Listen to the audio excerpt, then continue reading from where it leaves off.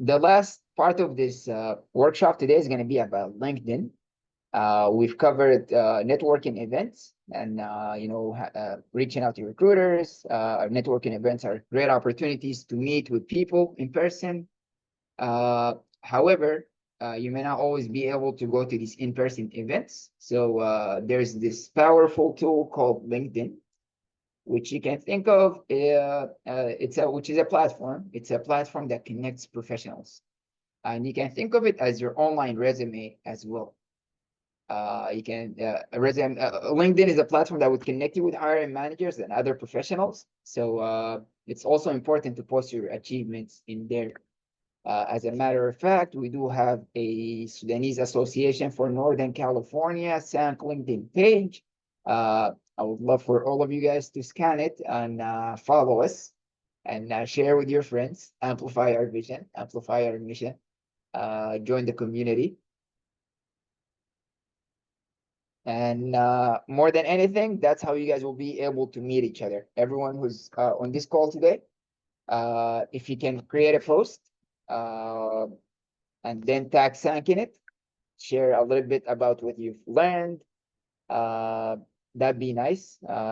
We'll be able to make it to your people's feeds. You'll be able to be seen by others, and you'll be able to connect with everyone who is on this call. So I highly encourage that. So that being said, I'm going to just dive into it. I'm going to give a demo. It's going to be the third demo today. I'm going to share LinkedIn, what LinkedIn looks like. And I'm going to start with my profile. I don't have the most perfect profile, but I just want to give a few tips on things that you can put on your profile. There's obviously the background image, which you can make it fun. You can do whatever you want. I used it here to kind of post something that I stand for. Said amplify Black voices. That's one thing I stand for. And then I put a headshot. So it's important that you have a headshot. That's how people will know that that is you. This one, I'm in a suit and white background, but it doesn't necessarily have to be so professional. You can put a fun picture if you want to. But that also, like, kind of depends on what field are you in. If you're in a field that's super professional, you may want to appear a little professional. If you're in a field where it's like laid back or so, then that's fine. It's all about you building your own brand in here. Things that you need to add to your LinkedIn profile, and I have mentioned that your LinkedIn is your resume, your online resume is your experiences. Whenever you apply to a job or so, make sure that the experiences on your LinkedIn match with what's in your resume, your education as well, licenses and certificates, skills are important. And obviously, if you can get endorsements from people you've worked with or so, that'll be nice. I got a few endorsements here. I don't even know what they're for. These are all people that I appreciate. And I can see here that people endorse me for engineering, programming, strategic planning, manufacturing, troubleshooting. These are different areas that people have endorsed me. And all of these are public. I have recommendations even from people that I've worked with. I have honors and awards, languages. I do have some interest, right? So it's important that you shape this page here in a way that represents you. Obviously, the more active you are, the more you'll be seen. LinkedIn is not only an online resume, it's also a platform where you can, share your accomplishments, your achievements. So yeah, just make sure that you use it to amplify your voice. And that being said, I would like to show you guys our SANC page.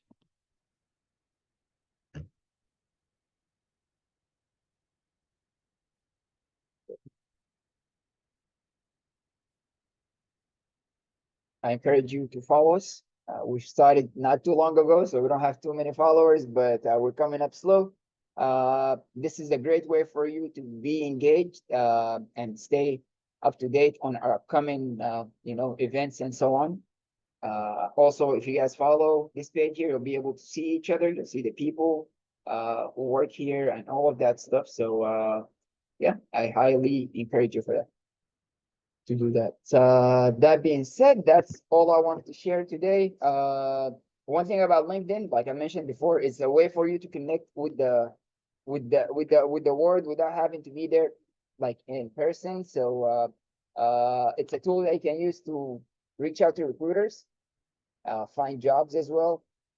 Um, if you find a role that you like at a company that you like, LinkedIn may show you like who your connections are who work for that company. You can reach out to those people. These people can be great as resources. My own personal strategy, to be honest, whenever I'm looking for a job, is that I do look for people that look like me, right? So if I'm looking for a specific job, let's say, for example, something at like, let's go here. I'm gonna look for Meta, for example, like Meta, the company. I'll find the page of the company and I'll go to the people. And when I go to the people, one thing that you can see is that the people who work there, right? And if I'm looking for software engineering roles, typically I'd be looking for software engineering folks, people who work in software engineering. And I feel like, hey, can I schedule like a brief chat, right? It's all like tying up to your elevator pitch. How do you introduce yourself? How do you present yourself in a way that people would respond, right? Like there's so many people who we can contact on LinkedIn. So why would they respond, right? So that's something to keep in mind. So it's always important that you be specific, be to the point, be respectful. And then if you find someone who looks like you, then that helps, right? For me personally, and you don't have to do this, you look for people who are black, for example, right? Like I just scrolled here, I found someone, he looks like he went to Howard University, which is a historically black university. He does look black. From his name, I can assume that he's Nigerian or so.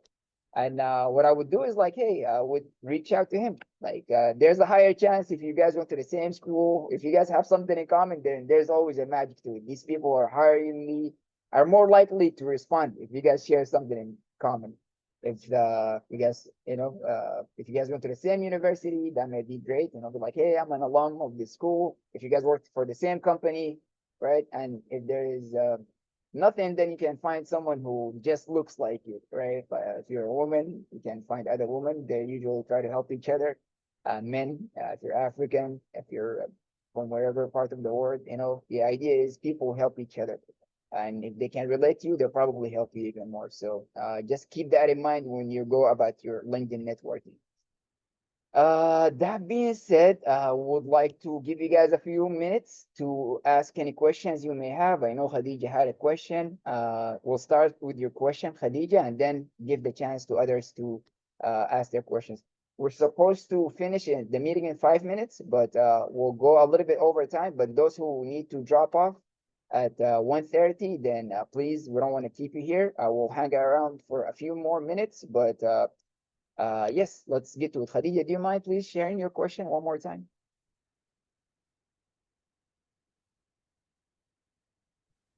My question was if you have like any advice for someone who just graduated with not much experience. I graduated from business administration. Ala, do you want to take this one? Yeah, I mean, I'll share. The first thought was like, I remember those days. I remember when I first graduated and applying to all these jobs, and everybody wants you to have experience and like, like, how can I get experience when nobody wants to hire me and build experience? So I Yes. understand the frustration, and like with all those of us who, may have graduated a little bit a while ago, we all know the pain. So I'm with you, but I would Struggle. say just hang in there. You'll eventually find something, inshallah. I know earlier you mentioned something about someone telling you, don't say you don't have experience and things like that. So if this is in the context of like talking to somebody, if you're talking to like, if you're in an interview or like a hiring manager, or like even with your elevator pitch, you definitely, we talked about it last week, or even in your resume, you always want to highlight the amazing things about you. Don't talk about the no experience. Don't talk about the quote unquote negative things that are not going to get you the job, right? So you Yes. definitely want to focus on everything that you have. And everybody has something, right? Even if you're a fresh graduate, you have projects that you may have built. You have, based on your industry, you said you're a business student. Is that, Yes. yeah. So I'm sure you guys have projects, you have papers, maybe.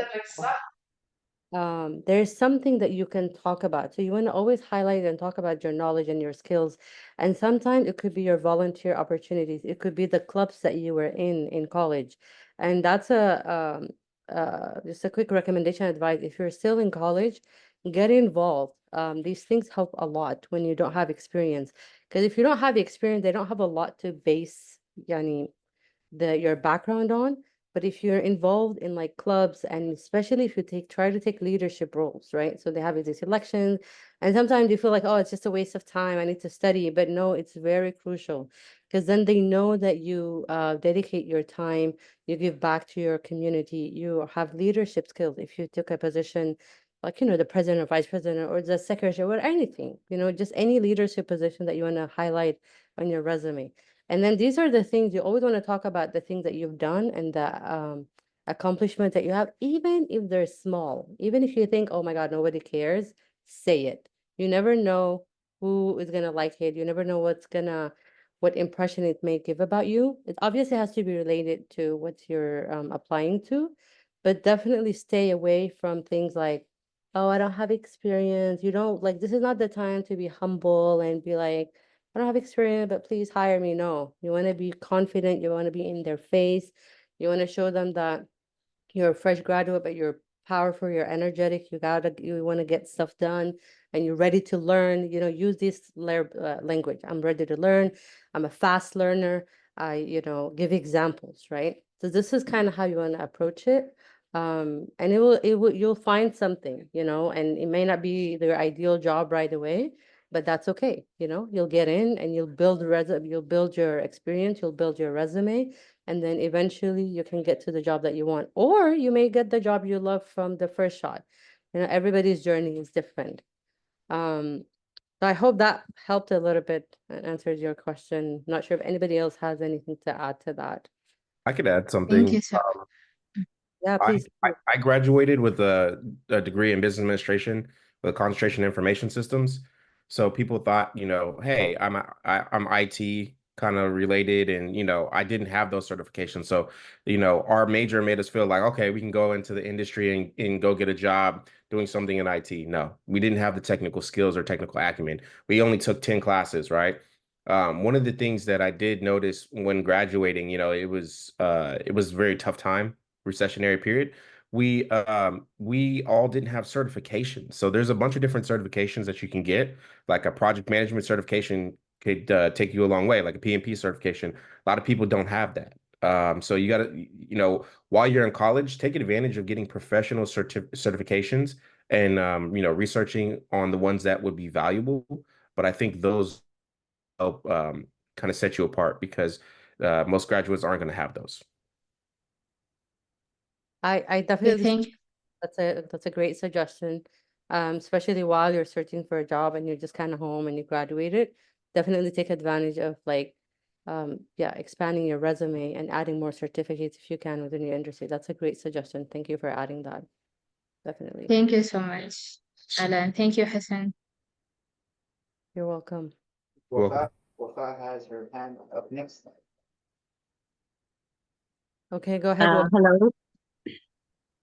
Hi. There is a lot of application when you search in, for example, in Google for a job of your qualification, and you find I think they are like brokers or something like that. When you put your interest, and they will look for a job for you, and they email it to you, and it ends up that every job even if it matches or does not match my qualification, they are sent in my email 2 times a day, and it ends up that I unsubscribe from these sites, and I am just waiting for the right job. I'm looking around. I am trying to get networking, but is it useful to be with these job catchers? They say it is job catchers or something like that.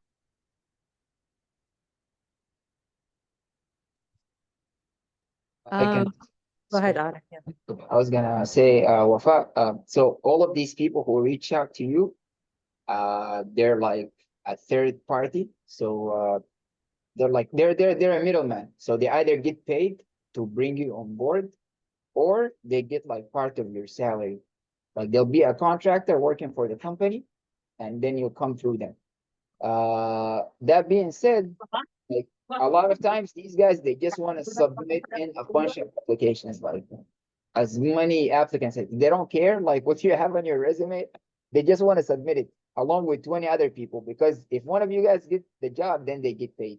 So you may like find yourself tempted to respond to these people, but also like make sure that when you share your resume with them, that it aligns with the job. Like if it doesn't align, like you're just like having your job submitted. And then another thing, these guys really don't care.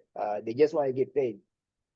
If they find a job that you don't really meet the qualifications for, you don't want to find yourself in that situation. So that's, I would say, like, just be careful when you're interacting with these people.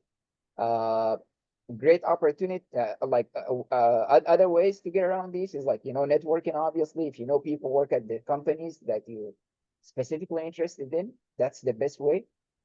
When you have someone refer you, they can like share your resume directly with the hiring manager. You don't have to go through the ATS.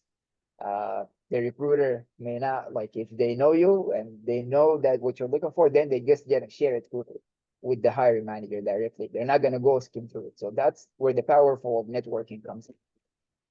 I hope that helped. Yes, thank you, Arif. But so what is the better way of the best way to look for a job? Is it to go to networking events? If I am new in the country, how can I get to these networking events? So the main thing is like, what field are you in? If you're a doctor, then you should look for like doctor events. If you're an engineer, we shared a few ones. There's ones that are like for women specifically.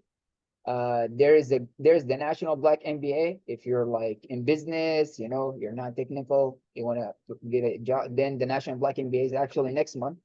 A lot of people will be there hiring actually, like for jobs.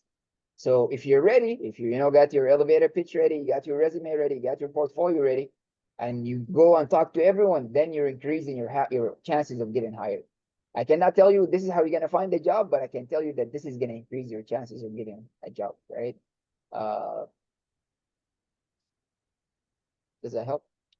Yeah, thank you. Thank you. Problem. Ahmed, I think you had a question in the chat. Please, let's take it, and then. So your question was, I have recently joined LinkedIn and I have many certificates scattered here and there, work experiences in several previous companies, and few skills. How can I arrange all of these things in my life in a suitable way? So what is it that you're trying to reflect out of your LinkedIn? Like, and you mentioned that you're not looking for specific roles, but you want to include everything. So number one is LinkedIn, I think, has a limited number of certificates that you have that you can share on your profile. So whatever you share, you just have to make sure that like it aligns with you as a person. Like if you're interested in pursuing a career as an engineer, then you like pursuing certificates in like say farming, agriculture, for example, may not be relevant. So like, well, it's nice that you have it there, but it's not really relevant to the roles like that your profession, if that makes sense. So that's what you need to keep in mind. If you have so many jobs, then like, and all of them are professional jobs, then like, just put them in chronological order. When did you start and so on. If they're like professional jobs, then like, I wouldn't put all of them there. Just like put ones that kind of showcase your skills. And if you have specific questions, I'll be happy to kind of elaborate on them.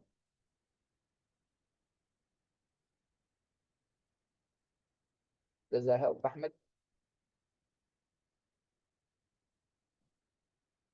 I was just also gonna add quickly for Ahmed, if it's just a matter of trying to organize them, so you're not thinking about it every time you need to write your resume. Like, I know most of us have like Google Docs or like documents just on your, you can have it on your computer where you just list everything so it's documented and it's because sometimes you forget, right? Especially if you have a lot of certificates and job like positions. I usually just write everything in a document and have it saved on my computer or in the cloud or Google Documents. And then whenever you need to, if you're looking for a job and if you need that specific role or job experience, then you have it saved somewhere and you're not trying to like pick your brain and figure out what did you do and what year was it. So if it's a matter of organization, you don't have to display it all in your LinkedIn or a resume. Just have an internal document for yourself and just use from it whatever you need when you need it, inshallah. Any other questions? Haifa. Anybody? Haifa has her hand up. Haifa had a question. Go ahead, Haifa. Hi, sorry, can you guys hear me? Yes, we can. Yeah, I had a quick question about like getting professional certificates and where do you guys recommend to look for them and what kind of certificates do you recommend? And like ones that can capture like all fields, if that makes sense.